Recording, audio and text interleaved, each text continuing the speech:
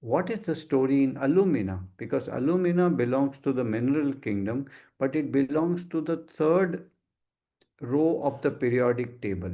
Okay, so that row has to do with your identity, your individuality, your sense of who you are.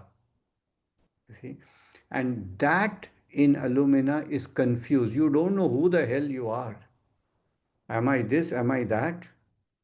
And this leads to also a feeling of despair, of hopelessness.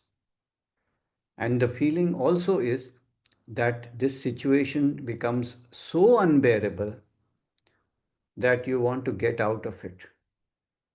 And that getting out of it actually belongs to the fifth superclass, and that is where the role of oxygen comes in. So when you say aluminium oxide, so the oxide part of it, it's a salt, you see.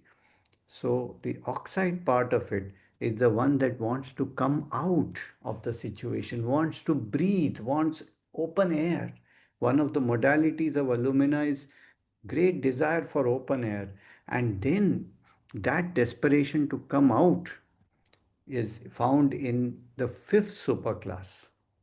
That's the superclass of wanting to get out of the situation. So alumina is a salt where one element belongs to the third superclass and one element to the fifth superclass.